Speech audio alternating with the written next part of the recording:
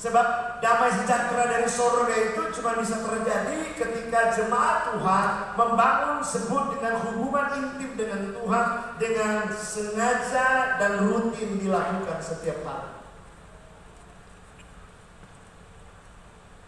Ada teori katakan bahwa 40 hari engkau melakukan kebiasaan baik itu akan menjadi habit dalam kehidupan. Kalau engkau intim dengan Tuhan selama 40 hari, hari selanjutnya, hari ke-41 itu akan menjadi budaya dan menjadi kebiasaan baik dalam kehidupan. Karena ketika kita berhubungan dengan Tuhan berarti ada impartasi sifat dan karakter Kristus. Damai dari surga itu memenuhi hati saya dan hati saudara. Makanya perlu terus kami gaungkan kepada seluruh umat Tuhan supaya terus membangun apa yang disebut dengan waktu pribadi dengan Tuhan. Kami tidak akan pernah berhenti berbicara tentang kebenaran ini karena kami tahu itulah poros di mana Tuhan mau supaya semua umat percaya kita hidup di dalam hubungan kita pribadi kita dengan Tuhan. Sebab jelas Yohanes 15 ayat yang kelima berkata, di luar aku kamu tidak bisa berbuat apa-apa. Artinya waktu kita tidak punya waktu pribadi dengan Tuhan, ini sangat berbahaya dalam kehidupan saya dan saudara. Karena apa? Karena itu yang Tuhan rindukan bagi setiap umat Tuhan. Jadi damai sejahtera dari surga dari Yesus Kristus itu akan menjadi bagian kehidupan kita, akan menjadi permanen dalam kehidupan saya dan saudara ketika kita punya hubungan dekat dengan Tuhan. Dan ketika kita punya hubungan dekat dengan Tuhan, ada manifestasi yang bisa dilihat oleh orang banyak. Apa manifestasi hubungan saudara dengan Tuhan? Yang pertama tandanya adalah keluarga itu, saudara itu bisa rukun dan damai. Kalau ada orang hubungannya dengan Tuhan baik, pasti coba lihat hubungannya satu sama yang lain, sesama manusia pasti rukun. Coba bilang sebelah kiri kanan, hei, hubungan kamu sama orang jalan rumahmu rukun nggak? Coba kasih tahu di sebelah kiri kanan. Karena kemungkinan besar kalau kita nggak punya hubungan dengan Tuhan, jangan-jangan kita adalah orang-orang pembuat kerusuhan di lingkungan kita. Oh iya, kalau kita nggak punya hubungan dengan Tuhan, gampang terprovokasi, gampang dialihkan semua pandangan kita, bahkan arah kehidupan kita. Makanya saya terlalu yakin dan percaya bahwa ketika orang punya hubungan dengan Tuhan, sederhana melihatnya, orang itu rukun satu sama yang lain.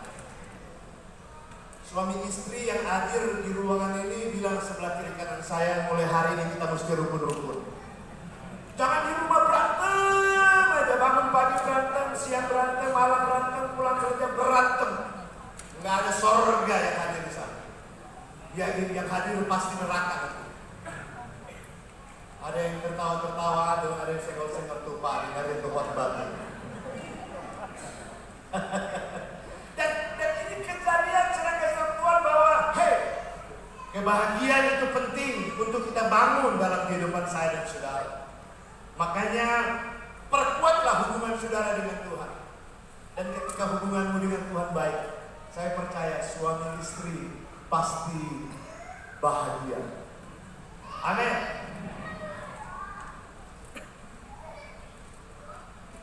Dan orang yang rukun jelas sebagai Tuhan.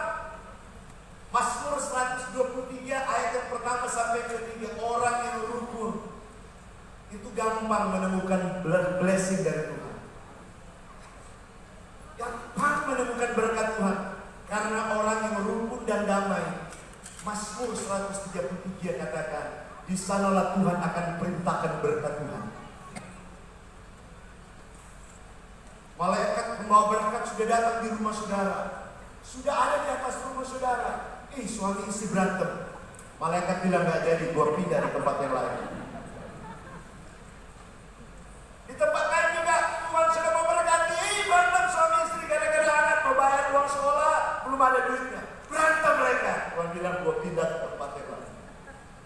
Dia menemukan ada sebuah keluarga rumah tangga yang setia dan mereka penuh dengan berkat Tuhan, takut akan Tuhan.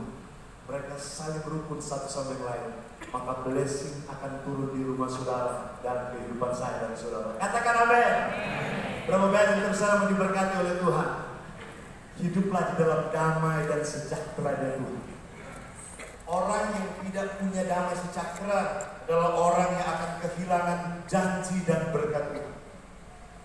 Sekali lagi, orang yang tidak mau hidup dalam damai sejahtera, dia akan kehilangan blessing dari Tuhan. Karena jelas Mazmur berkata, di sanalah Tuhan akan perintahkan berkat Tuhan. Kalau Tuhan yang perintah berkat, siapa yang bisa halangi berkat Tuhan? Kalau Tuhan yang sedang lepaskan berkat Tuhan, siapa yang berani halangi berkat Tuhan? Enggak ada yang berani, setan pun gak berani halangi janji dan berkat Tuhan. Karena apa? Karena di sana ada rukun dan damai. Katakan amin. Makanya saya kasih bilang Tuhan, kita mesti hidup di dalam damai sejahtera. Dan saya terlalu yakin ketika ada damai sejahtera memerintah di hati saya dan hati saudara, tidak ada permusuhan satu sama yang lain.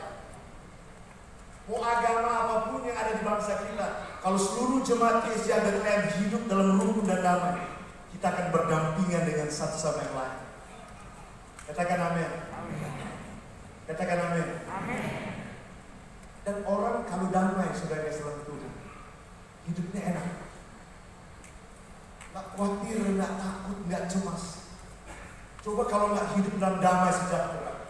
Nah, saya pernah menemukan orang itu kerjanya tukang tipu. Dia cerita begini, Pak Pendeta, pokoknya kalau saya dengar ada orang ketok pintu, saya gemetar dan ketakutan. Saya kenapa? Saya terlalu banyak dosa. Saya suka bohongi orang terlalu banyak. Dan akhirnya orang ini takut. Tidur pun enggak pulas orang itu, seperti tidur-tidur ayam katanya. Sebentar terkejut-kejut, terbangun. Dan bayangkan kalau kehidupannya seperti itu, dihantui dengan rasa takut, rasa khawatir. Orang itu tidak akan menikmati kebahagiaan sekalipun uangnya banyak. Coba lihat sebelah kiri kanan. Ini orang jujur atau orang tidak jujur? Oh, kelihatan wajah-wajah saudara orang-orang yang jujur. Katakan amin. Orang yang jujur pasti tidurnya pulas. Amin. Kasih tepuk tangan buat Tuhan. Haleluya. Saudara, orang yang punya damai sejahtera dari Tuhan mematahkan semua kutuk iblis dalam kehidupan keluarga kita. Jadi waktu kita hidup dalam damai sejahtera, kita sedang menutup semua gerakan kuasa setan tipu muslihat bergerak dalam kehidupan saya dan saudara. Karena apa? Damai Kristus memerintah dalam kehidupan saya dan saudara. Saudara yang kasih Tuhan, Kolose pasal 3 ayat 15 berkata begini, hendaklah damai sejahtera Kristus memerintah di hati kamu. Di sini Paulus bukan bilang hendaklah kekayaan hartamu memerintah di hati kamu. Enggak. Alkitab katakan hendaklah damai sejahtera Kristus memerintah di hati. Kenapa harus damai sejahtera Kristus memerintah? Karena hanya itu yang Tuhan inginkan dalam kehidupan saya dan saudara. Tuhan gak inginkan harta saudara. Dia gak butuh harta saudara. Dia butuh hatimu ada di dalam hatinya. Dan hatinya ada di dalam hatimu. Bilang sebagai anak, siapa yang ada di hatimu? Hartamu atau Tuhanmu yang ada di hatimu? Kalau Tuhanmu yang ada di hatimu, maka engkau akan mengalami damai sejahtera seutuhnya datangnya dari Tuhan Yesus. Sebab saya menemukan ada orang-orang yang uangnya udah gak ada seri. Saya pernah menemukan itu. Saya pernah beberapa tahun ada di Australia dan ada orang-orang yang hebat banget, yang banyak banget, yang luar biasa, tapi sangat disayangkan tidurnya susah. Sampai dia telepon saya, Pak Pendeta bisa datang nggak ke rumah saya? Kemudian kami datang dan ketemu dengan orang itu. Dia kasih tahu bahwa bisa doakan saya nggak bisa tidur. Saya bilang kenapa nggak bisa tidur? Apakah kamu kurang duit? Dia bilang, pastor jangan malu-maluin saya. Pastornya lihat rumah saya.